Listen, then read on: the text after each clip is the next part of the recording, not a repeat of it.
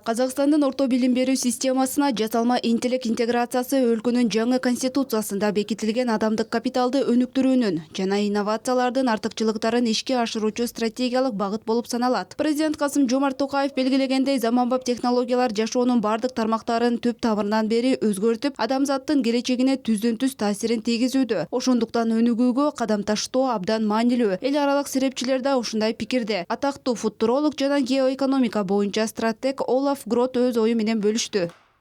In school systems today, we apply a very Заманбап мектептер дагы эле индустриалдык ыкманы колдонушат. Бардыгы үчүн бир система. Анткени алар минималдуу ресурстар менен мүмкүн болушунча көп окуучуларды окутуу керек. Жасалма интеллект муну өзгөртүү мүмкүнчүлүгүнө ээ. Ал ар бир окуучу маалыматты кантип кабыл алып, аны чыныгы билимге жана көндүмгө айландыраарын талдай алат. Бул окууну жекелештирет. Биз билим берүүнүн индустриалдык моделинен окутуунун когнитивдик доору деп аталган нерсеге жекелештирилген жана эффективдүүрөөк багытка өтүп жатабыз. era learning that is more individualized, more appropriate.